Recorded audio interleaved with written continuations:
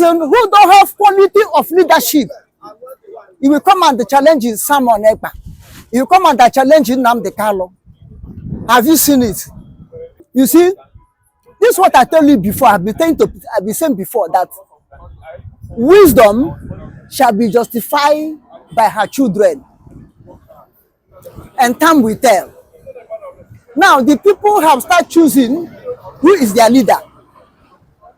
The truth is coming out now that Asari Dokubo is a rolling stone that gathered no sand. It's a basket that can hold no water. Now, the so-called Niger Delta youth or Igbo youth have started knowing who he is. That is deceiving them. That is a betrayer. That is a man or a person who can talk with a double tongue, who don't know what is right, who always support evil. A person who don't have quality of leadership, he will come and challenge Simon Ekpa. He will come and challenge Nnamdi Kanu.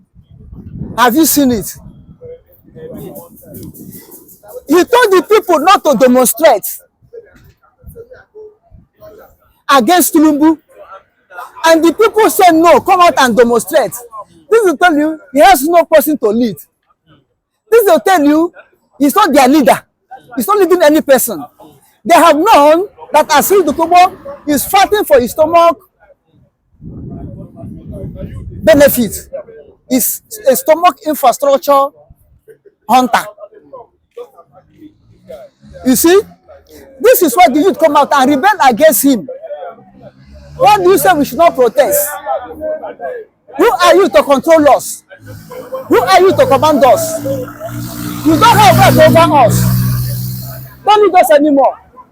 And to show him example, what they will do in the future by burning his car. And I'm telling you, as the youth of Igbo or Niger Delta have started rising up against him, that's the beginning of his end. The people he's mocking hold the ground more than him. Look at Simon Ekpa over Finland, far distance, but he give order. The people that he leading will obey in Biafra land without any interruption. Without saying no, you are not our leader. Nnamdi Kanu in detention. People observing sit at home, protesting for his release, to show that these people are people that are born to lead. These people that are people that have spirit of leadership in them, that God has bestowed in them, not a noise maker, not a toothless bulldog, call himself Asari Dokubo, not a shark in Atlantic Ocean, seeking him to swallow. Now he cannot swallow Niger Delta youth anymore. They will show him the one that senior Biati. The person that senior Biati, they will show him this time. You will see. Time is coming. The beginning of his end have started. Time is coming. But do you not think he's trying to protect the Niger Delta region and there are people of maybe violence, as regards the protest? Maybe he's scared of if they protest, maybe violence might happen around that region. That's why he doesn't want protests to happen around that side. That's why he's daring youth not to protest. He's not after protecting the youth or violence. He's only after to make a name that I am their commander. I am their leader. As I told them, they obey me. But see, look at his downfall. Look at his shame upon him. Look at his disgrace. Look at his disgrace. Eh? You understand? He's not going to protect them. He's doing it so that Tinubu will turn and give him another contract because there's no money in his pocket again to eat. Jobless man. Don't have anything for living. Than to deceiving youth, taking them to make money. He's doing it so that Tinubu will call him to Asari again. But that time has been a thing of past. Tinubu have known those who hate him and those who love him. time have passed when Tinubu will call a refrat like him a person. It's not the politician. It's nothing. He hold no ground. Not public figure. Nothing. Even comedians have honor more than him. He just carry gun, walking up and down, misleading youth, using them to kill people. Now they have known him. The next trigger is him. The next trigger they are going to touch is him. And such will he be. Any other thing? Forget about him. We should forget about Asari Dokubo. Forget about his case. So it doesn't worth talking about. It's a forgotten issue. So they will show him what he don't understand. The youth I have opened. He challenging someone ekpa, challenging Nnamdi Kanu. Those that are more than him, those can feed him. At least base him on 250,000 salary every month for 5 years. No, but you don't think Asari Dokubo is more than that? The amount you are calling is more than that. 250,000 naira. It's a big. It's a big money to him. It's a big figure. I say it's a big money to him. Asari is worth more than that. I'm telling you, it's not. He did not watch it, but I'm just giving to him. This is somebody that has boys. He has boys with him. Who are the boys? And who pay them? Who pays them? Who are the boys? Is it this one that have rebelled against him? Very soon they will pursue him out of that rivers. And Abuja, he can run to Benin, where he have some structure, some few houses he rented out, and he can run to Benin. The time shall come when Nigeria cannot contain him. Never see a place to step his leg in Nigeria. The cause he caused Biafrans, the blood he shared in Imo State, will rise up against him. Start dealing with him. Slept one day in Imo State, slept 20 days at Abuja. You see a governor. Okay, we've seen the insecurity in Imo State getting worse, and according to Critic News, and Sana report rather, yesterday at Imo State, they were unknown government attacked a prison, and they were shooting sporadically around the area where the prison was located, and this caused a lot of panic in that area. Sorry, the Governor Opuzodima, people have even said he's been doing his duty from Abuja. What's really going on in that state? Do you think it's getting out of hand? There's lawlessness in Imo State. One of the reasons is that state, since Hope Uzodinma, declared himself governor of Imo State by Fulani, tribunal, Imo State was vacant. Nobody actually was in charge. See, let me tell you, that Imo State you see is the headquarters of the Igbos. When you talk about Igbos, who are Igbos? It's Imo. See, since then, there was no security. Everything about security in Imo State broke down. Since he has chosen to subject youths, to incessant shooting, execution, persecution, killings of innocent youth in Imo State, I'm telling you that since then, no security in Imo State. And he has chosen to surround or fence himself with the military. Slept one day in Imo State, slept 20 days at Abuja. You see a governor, the man has chosen to be sleeping at barracks in Abuja, not in Imo State. How do you expect that state will be secured? And that the unknown government, they went straight to release the innocent youths that were locked up in jail for years in Imo State. Innocent youth. The thing is that don't allow Uzodinma security outfit to get hold of you. If they hold you, you are going to prison. No court, nothing. So that's why the unknown government, they decided to march towards the prison to make sure that they release the occupants.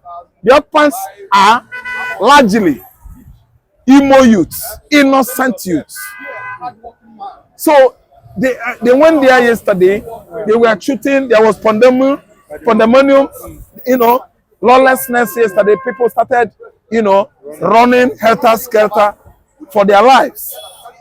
Because unknown government, their main aim was to free the illegally detained. The illegally detainee are much. The number is getting too much. The prison, the detention facilities in Imo State is too compacted. There's no ventilation. You are talking about thousands of people detained illegally. So the concerned gunmen are the one that went on that rescue mission. And as we can see, Purpose Adima is not 24 hours in Imo State. Barely 8 hours. He has gone. Because he that is guilty is always subjected to this kind of, panic. By what? Conscience. His conscience has been, causing him panic. So it's not out of zealousness that unknown government went around shooting in Imo State. No. It's out of what? Oppression. By the Imo State government. Oppression of the youth. They have subjected Imo youth to serious, psychological dilemma. If you're a youth in Imo State, your mom will warn you. You will stay 12 hours in the bush, 12 hours in the village. Some youths, some villages in Imo State today, for 4 years now of Uzodima's regime, there's nobody in their communities. Everywhere has been overgrown with thorns and weeds. Because the villagers, the whole communities, they ran away for their lives. What Uzodima is a killer. He has become a thorn on the fleches of the people of Imo State. So that's why you see prison besieged yesterday by unknown government to free the innocent that have been incarcerated over the years. I think he is the chairman of Governors Forum, considering the fact that an APC man. Then secondly, we have seen that his government has no relationship with the people of Biafra because of his position. And recently now, we can see them discussing about the release of Nnamdi Kanu. It's not about the government trying to create insecurity in the southeast. That the government created insecurity as far as I'm concerned, because we are not extremists, we are not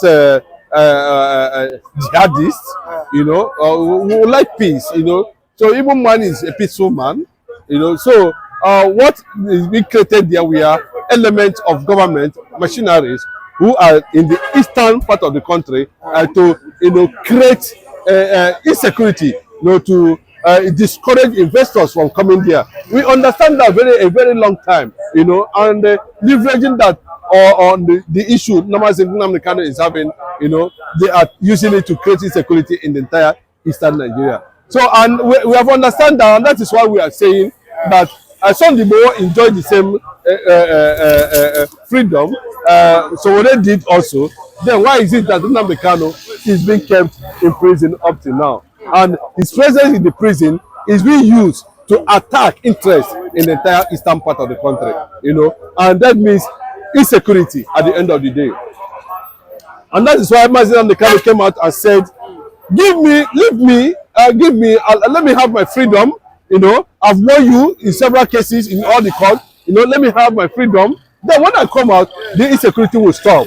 You understand? So I'm heaping insecurity on anybody, on Simon Ekpa or any governor. You understand? These are machineries that are being used against the interest of the Igbos, by the federal government.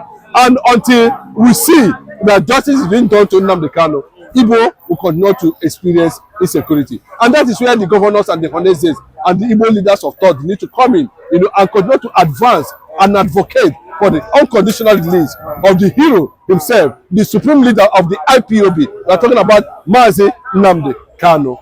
So that is where they stand, and that is where we have always stand. Until that is being done, we continue to throw our reservation to the interest of Nigeria. Igbo has been silent for over some time now. They don't react to issues, and we don't react because that's not why we are here. That's not what we are created. Igbos are not created to fight. Igbos are not created to raise sword against anybody. Igbos are not created, to kill. Yes, I think we are moving ahead. It's becoming very critically clear the situation currently going on in Nigeria. You can see what was being reported this morning in one of the dailies, Vanguard newspaper, that insisted, or trying to tell the whole world, that Nigeria is gradually disintegrating. They mentioned it very clearly. They said, Nigeria is dividing. The protest shows that Nigeria is dividing. Because of some people say they are not going to be part of the protest. Some people, the other people say they are going, even those who accepted to go for the protest, I still have people who are saying there's no need for protest, even among their midst. What does that tell you? That the system has already been polarized. So and that is giving the Biafra agitation a lifeline.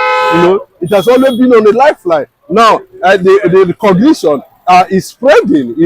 And if you look at it inside down, you find out that the movement is what the understanding, the space created by the Nigerian system, that has given birth to Biafra, is what Simon Ekpa is, leveraging on, to expand and continue to advance the ideology that has to do with Biafra. Every other thing you are seeing playing around was as a result of the foundation Mazi Nnamdi Kanu has already laid about Biafra. And Simon Ekpa is feasting on it, trying to get the people to understand that the fire is still on, the fire of liberation, the agitation is still ongoing, no matter that Mazi Nnamdi Kanu has been incarcerated by Nigeria over an issue that is not even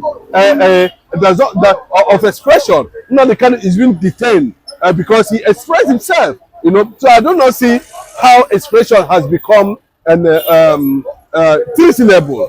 But it's only in Nigeria that expression becomes treasonable.